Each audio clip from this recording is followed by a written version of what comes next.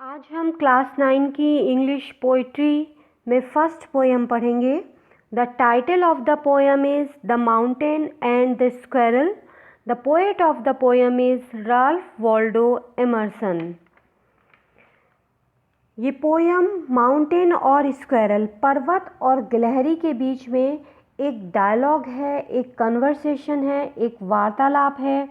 Mountain बहुत बड़ा है, इसलिए वो स्क्वेरल को एक लिटिल प्रिग, छोटा प्राणी कहता है। लेकिन स्क्वेरल उसको समझाती है कि भगवान ने सब चीज़ें बनाई हैं, बड़ी और छोटी, सब चीज़ों की अपनी अपनी इम्पोर्टेंस होती है। इसलिए हमें हर चीज़ को वैल्यू देनी चाहिए, ना कि हमें उनके साइज़ पर ध्यान दिए बिना, हमें उनके आकार पर ध्यान दिए बिना हमें सभी चीज़ों को महत्वपूर्ण समझना चाहिए। Stanza 1. The mountain and the squirrel had a quarrel. Mountain और स्क्वेरल, पर्वत और गिलहरी में झगड़ा हुआ। And the former called the latter little prig, और फॉर्मर पहले वाले ने मतलब माउंटेन ने दूसरे वाले को, स्क्वेरल को क्या कहा? Little prig. Little prig means a small satisfied person, छोटा व आत्मसंतोषी प्राणी कहा। When the mountain and the squirrel begin to argue, the mountain called the squirrel a small satisfied person because the mountain was proud of its big size.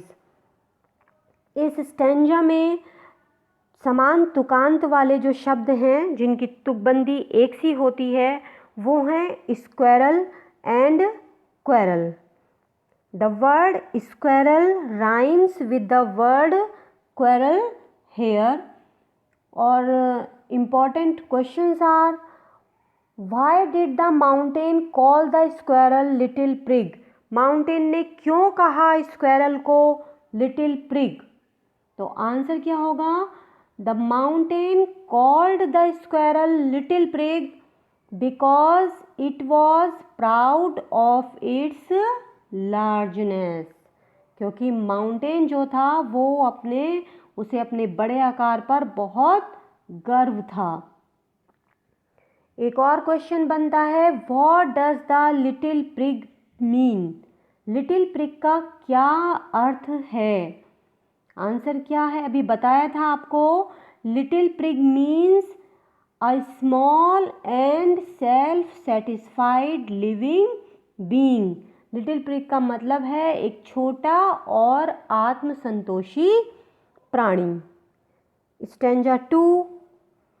Bun replied, you are doubtless very big, but Bun replied, गिलहरी ने उत्तर दिया, आप निसंदेह, doubtless निसंदेह, very big बहुत बड़े हैं, but लेकिन all sorts of things and weather, sorts प्रकार, काइंड्स, लेकिन सभी तरह की चीज़ें और मौसमों को must be taken in together, एक साथ लिया जाना चाहिए। To make up a year, एक वर्ष को बनाने के लिए, एंड अ स्फेयर, और एक क्षेत्र को बनाने के लिए।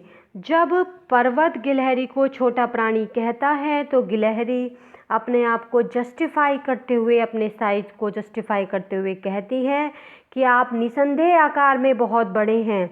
लेकिन वो वर्ष का उदाहरण देती है, लेकिन जैसे किसी वर्ष को बनाने के लिए सभी प्रकार की चीज़ें और मौसमों को उसमें सम्मिलित किया जाता है, और इसी प्रकार किसी क्षेत्र को बनाने के लिए सभी प्रकार की चीज़ों को और मौसमों को सम्मिलित किया जाता है, तब वो क्षेत्र बनता है। तो इसी तरह से हर चीज़ की, चाहे वो छोटी हो या बड़ी हो, उन चीज़ों का अपना अपना महत्व होता है। एक छोटा मौसम भी इतना ही इम्पोर्टेंट है जितना कि एक बड़ा मौसम होता है, उतनी छोटी चीज़ भी इतनी इम्पोर्टेंट होती है जितनी कि एक बड़ी चीज़ होती है। It means the squirrel is as important as other things that go to make up the world. All sorts of weathers are needed to make a year, and all sorts of things are needed to make this world. So everything has its own importance, whether it is big or small. इस stanza में rhyming words, the rhyming words are whether and together, and the word year rhymes with the word sphere. और important questions are, what was the mountain proud of? Mountain को किस बात पर गर्व था? किस बात पर गर्व था माउंटेन को? माउंटेन को अपने आकार पर गर्व था, बड़े आकार पर. The mountain was proud of its large size. और अगर ये पूछा जाता है who says these lines to whom, who says कौन कहता है ये लाइन्स, टू हुम किससे, कौन कहता है ये लाइन्स, ये किसका उत्तर है? बन रिप्लाइड ऊपर दिया हुआ है फर्स्ट लाइन में, ये गिलहरी कहती है. तो क्या आंसर लिखेंगे? The squirrel says these lines to the mountain. गिलहरी ये पंक्तियां पर्वत से कहती है. Stanza 3. And I think it no disgrace to occupy my place. यह भी गिलहरी ही कह रही है पर्वत से, और मैं सोचती हूँ कि इसमें कोई डिसग्रेस, अपमान, इंसल्ट, कोई अपमान की बात नहीं होती है. टू ऑक्यूपाई माई प्लेस, अपना स्थान ग्रहण करने में, यानी मुझे जो ईश्वर ने स्थान दिया है इस संसार में, अगर मुझे छोटा बनाया है तो मैं अपने छोटे होने पर कोई अपमान महसूस नहीं करती हूँ. If I am not so large as you, यदि मैं तुम्हारी तरह बड़ी नहीं हूँ, you are not so small as I, तो तुम भी मेरे जितने छोटे नहीं हो. दोनों के अपने अपने आकार हैं जो हम धारण किए हुए हैं और हम इसको बदल नहीं सकते. And not half so spry, और तुम जो है जितनी मैं स्प्राई, फुर्तीली, एक्टिव, जितनी मैं एक्टिव हूँ, तुम मेरे जितने आधे भी एक्टिव नहीं हो. भले ही तुम मुझसे आकार में 1000 गुना बड़े हो, लेकिन मेरे जितने आधे भी फुर्तीले नहीं हो. हमारे दोनों के गुण अलग अलग हैं. I will not deny you make a very pretty squirrel track, लेकिन साथ साथ वो इस बात को भी एक्सेप्ट करती हैं कि मैं इस बात को मना नहीं करूँगी, डिनाई मना नहीं करूँगी, कि तुम बनाते हो एक बहुत सुंदर गिलहरी का रास्ता मेरे लिए. गिलहरी पर्वत पर चलती है तो इसलिए कहती है कि तुम पर्वत हो और तुम मेरे लिए जो है अपने ऊपर एक बहुत सुंदर रास्ता बनाते हो जिस पर मैं चलती हूँ. इस बात को गिलहरी यहाँ पर एक्सेप्ट कर रही है. तो वो कहती है गिलहरी that she is not ashamed of her size at all, because everything has its own place and importance in this world. The squirrel does not think itself inferior to the mountain, लेकिन साथ साथ वो mountain को appreciate करती है. That the mountain makes beautiful paths which the squirrel enjoys. इस stanza में the words disgrace and place rhyme together. केवल 2 ही वर्ड्स हैं जो यहाँ पर राइम कर रहे हैं, समान तुकबंदी वाले हैं. बाकी और किसी लाइन में कोई वर्ड जो है वो राइम नहीं कर रहा है. और इम्पॉर्टेंट क्वेश्चन इसमें बनता है, how does the squirrel differ from the mountain. Squirrel कैसे माउंटेन से भिन्न है? कैसे भिन्न है स्क्वेरल? अपनी एक्टिवनेस में, अपनी चुस्ती में वो माउंटेन से भिन्न है. The squirrel differs from the mountain in its activeness. और स्क्वेरल क्यों जो है शर्मिंदा महसूस नहीं करती है? Why does the squirrel not feel ashamed of its smallness. अपने छोटे आकार पर शर्मिंदा महसूस क्यों नहीं करती है? क्योंकि हर चीज़ का अपना अपना स्थान है और हर चीज़ का अपना अपना महत्व है इस संसार में. तो आंसर कैसे लिखेंगे? The squirrel does not feel ashamed of its smallness because everything has its own place and importance in the world. हर चीज़ का अपना अपना स्थान है और इम्पोर्टेंस है इस संसार में। Stanza 4, talents differ, all is well and wisely put. Talents, गुण जो हैं वो भिन्न भिन्न होते हैं, अलग अलग होते हैं, ये स्क्वेरल कह रही है। ऑल इज़ वेल, लेकिन इस संसार में जो भी कुछ है वह अच्छा है।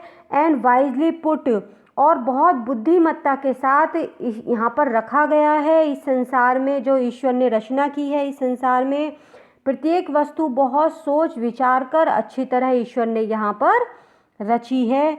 If I can not carry forest on my back, और सभी व्यक्तियों के गुण अलग अलग होते हैं। यदि मैं अपनी पीठ पर, अपनी कमर पर कैरी फॉरेस्ट, जंगल नहीं धारण कर सकती हूँ, neither can you crack a nut, तो तुम भी तो एक अखरोट, नट अखरोट, तुम भी तो एक अखरोट नहीं तोड़ सकते हो। जो एक व्यक्ति में गुण है तो दूसरे व्यक्ति में कोई दूसरा गुण ईश्वर ने दिया है, भले ही सबके साइज अलग अलग हों।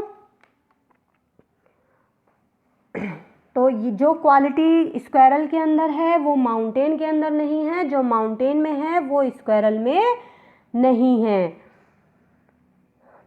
इस स्टेंजा में राइमिंग वर्ड्स हैं put and nut. The words put and nut rhyme together in this stanza. और वह कौन सा गुण है जो गिलहरी में है, पर्वत में नहीं है। क्वेश्चन बनता है ये, what is that quality which the squirrel has but the mountain does not have. ऐसी कौन सी क्वालिटी है? तो कौन सी क्वालिटी है? The squirrel is active and can crack a nut. Squirrel active है और एक नट को तोड़ सकती है, while the mountain does not have this quality, जबकि माउंटेन के अंदर यह क्वालिटी नहीं है। One more question, all is well and wisely put, explain this line। सब कुछ अच्छा है और बुद्धिमत्ता पूर्वक रखा गया है, इसको एक्सप्लेन करना है। what does this line mean? इस लाइन का मतलब है all is well and wisely put means that everything is well arranged, everything is well arranged and properly balanced in this world। इस संसार में सब कुछ बहुत वेल अरेंज्ड, ठीक प्रकार से व्यवस्थित है, एंड प्रॉपरली बैलेंस्ड, और ठीक प्रकार से संतुलित है।